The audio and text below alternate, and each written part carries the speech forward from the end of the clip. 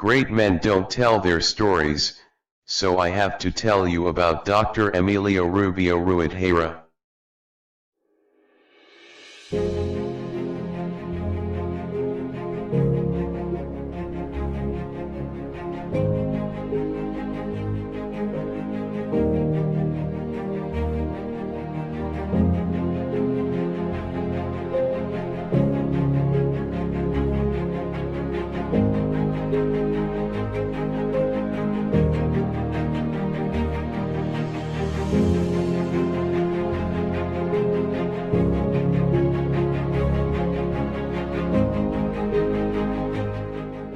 We never met in person, owing to the distance from where we lived.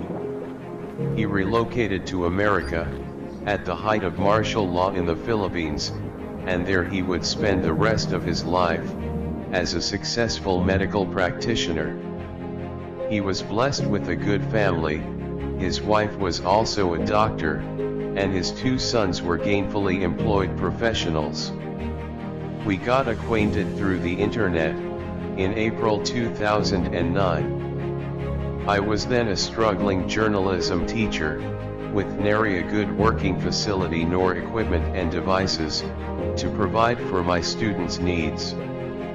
Way back in 2007, I wrote a request letter, to some well-off alumni of the school, for a donation of at least one computer unit. It fell on deaf ears. Then Dr. Emil, as he was fondly called by friends, got wind of my appeal. He invited me to join the Multiply group, a social media platform, where he was one of the administrators to discuss such a matter. I enthusiastically obliged. We explored the areas, where he and some of his alumni friends, could be of assistance to the journalism classes of the school. On the side, I was busy creating the first website of the school paper, the Chronicler. Dr. Emil could have been longing for some bits and pieces of information on the internet about his alma mater, Cayetano Arellano High School, when he stumbled upon the website of the Chronicler, which I had already completed. It was the middle of 2010. He was the first to write a short, but very inspiring comment on that website. He said that he was especially touched by the short article I wrote about the plight of my journalism classes, and how we coped with all the adversities, and the demands for a highly competitive team of budding writers. He volunteered to help my journalism classes. That began a chain of communication between us, via email, Multiply, Yahoo group sites, and later on via Facebook. It was after some communication exchanges, that I learned he was the valedictorian of Class 71, and the former editor-in-chief of Angtambuli. You could tell by the way he pieced together words in all his postings, on the online media, that he was a soft-spoken person, but very accommodating. I was always amazed by the simple but beautifully crafted messages he would send me, especially during those moments, when some hitches and bumps would come our way, as we both laid out plans and programs, designed to benefit journalism classes in particular, and the school in general. He also expressed keen interest in giving support and assistance to the then newly reformed school marching band and the rondalia. His assistance would culminate with his institution of the awards for outstanding students in science and mathematics, and in journalism.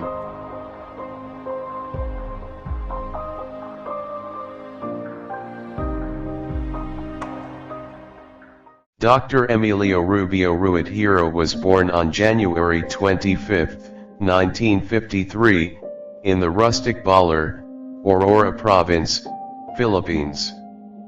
Emilio was the fifth child, of 9 children by Mr. Juanito Purisima Ruidera, a government employee, and Mrs. Dorotea Pimentel Rubio, a housewife who was also his first teacher.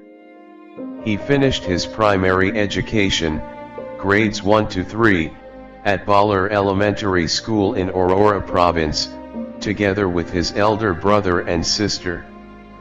He was as scared as the other students, the first time he entered school. He fondly remembers his favorite teacher, Miss Kirihiro, a grade 1 teacher. When his family relocated to Manila, he enrolled at P. Gomez Elementary School, where he completed his elementary education, grades 4 to 6. He became friends with Alvin Serio, whose family owns a photography studio, and which rekindled Emilio's desire to own a camera, since he had a childhood passion to take pictures.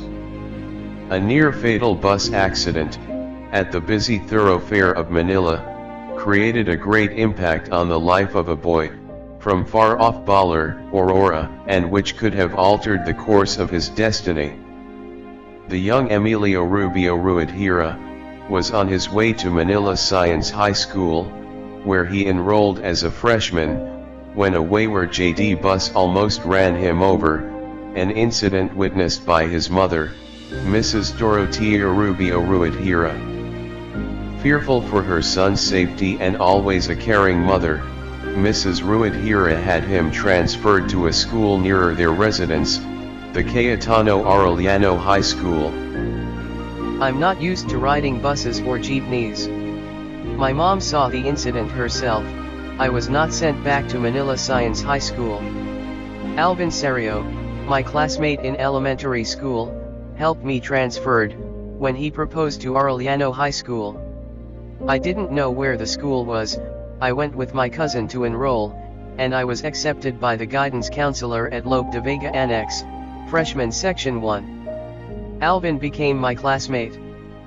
His enrollment at Arellano High School may be a twist of fate, but his journey to high school life was his own design. The work is in man, the mercy is in God. It is up to the person himself, to act for his development.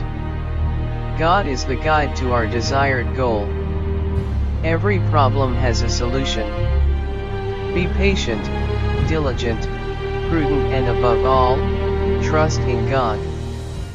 Such a philosophical view held him in good stead, as he reaped success as an Arellionite. He was given several awards, citations, and recognitions. He was adjudged best in mathematics in his freshman year. Second place, model student in junior year.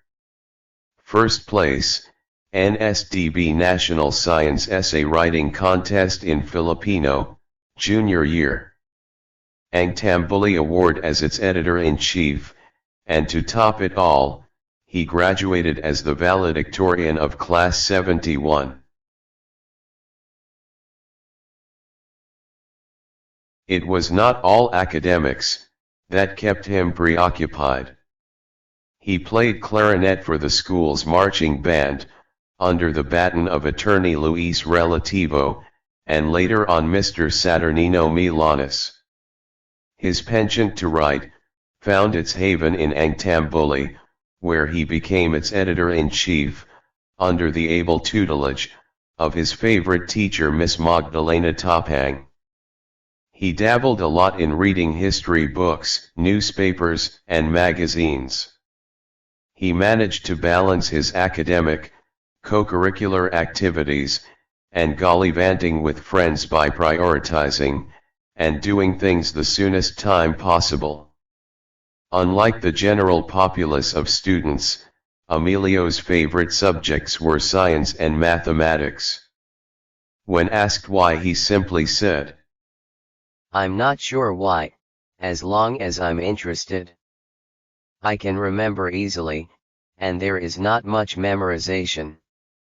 Especially in math, as long as you know the topic. Even if you reverse the question, you can answer. There is very little memorization in physics and in math. On the other end, he disliked English and literature, because they were required to memorize a lot, especially poems. During school vacations, his family would go back to Baler, and together with his siblings would help in farm chores. Unlike the stereotypical scholarly guy, who shies away from social life, Emilio had quite a good number of circles of friends in high school.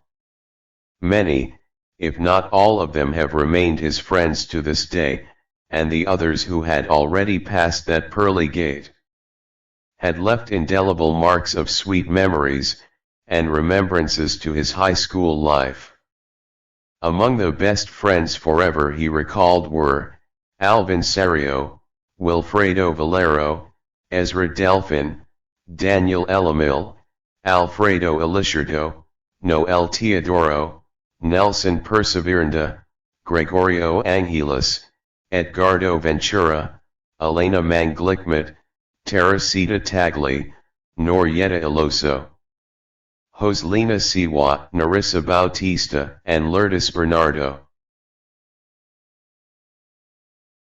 Some low moments in life sometimes took over him, when his family had to make both ends meet. When they had a tight budget, for a big family, and the fact that all siblings were attending schools. Some in high school while the others were in college. It was a good thing that his eldest brother supported his study, as well as that of his siblings. To save on school expenses, they were enrolled in schools near their residence, and ate their merienda at home. A big fire that gutted down the apartment they were renting in Sampaloc cost them all their belongings, except the clothes they wore at that time. It was a big setback for the family, but they got over it soon enough. As a child, he was tutored by his cousin, an engineer, on how to solve math problems, and he inspired him to get a mechanical engineering course in college. He ended up at Far Eastern University Nicanor Reyes Memorial Foundation, as a Doctor of Medicine student. He was in his second year of surgery residency at FEU. When his mother's petition for him to migrate to America came. For some Filipinos, the opportunity to go to America was a big blessing, but not for Emilio, who was smitten by a love bug. To a fellow medical resident, it was the lowest ebb of his life to leave her behind. However, they hardly felt the anguish of long separation, as both were kept busy by their professions as resident physicians. For Emilio, frustration was creeping in, when he could not immediately get a job as a physician in San Francisco, USA. And he pined on the time he was a resident physician at FEU. Nicanor Reyes Medical Foundation, when he knew he already had a bright and secured future ahead. However, his persistence and indomitable spirit held him together. He became a successful health grades recognized doctor in America, who specialized in clinical pathology and anatomic pathology. He had 33 years of practice on record. He considered having a happy and excellent family as his greatest achievement. His wife was Dr. Grace M. Ruidera, an internal medicine specialist. They were blessed with 2 sons, Robert and Ryan, who are both professionals. One is a biomedical specialist, and the other is a mechanical engineer.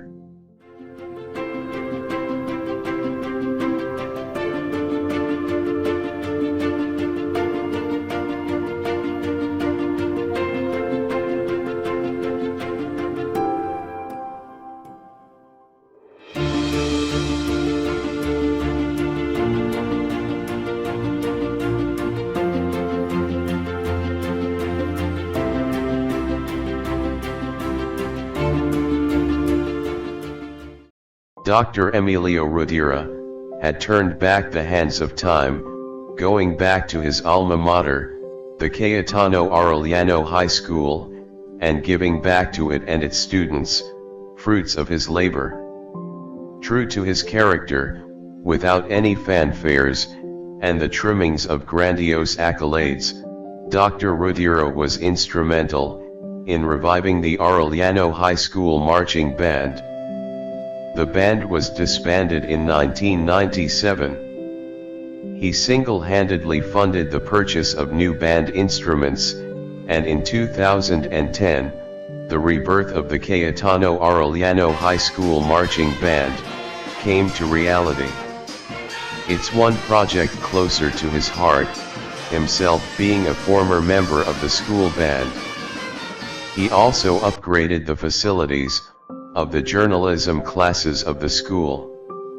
With his financial support, it was able to acquire internet connectivity, purchase brand new laptops, desktop computers, video cameras, digital cameras, DSLR camera, printers, a complete sound system, computer software and hardware, and others. The school Rondalia also was blessed by his generosity. He institutionalized the annual awards for outstanding students in science and mathematics, and journalism, in all year levels, with hefty cash prizes and citations to all recipients. His first college scholar, Jiva Adrias, herself a former editor-in-chief of the Chronicler, is now a licensed professional teacher. As one of the pillars of the newly organized Association of Arellano Alumni, the Cayetano Arellano High School Alumni Fund International, CASAFI, which ultimate goal is to support the school and its students, he had helped design the organization's projects and other services. Above and beyond these acts of faith in his alma mater, and its community of students, teachers, and parents, and the kind generosity he had exemplified, he had rekindled the waning hopes and aspirations of Arellanites who have less in life. He made a sentimental journey to his alma mater in February 2014, his first and last visit since he graduated in 1971. He died peacefully in his sleep on April 4, 2014, U.S. time, in Bloomington, Edmond, Oklahoma, USA. His memory and legacies shall remain in the hearts of people whom he touched with his gentle and compassionate deeds.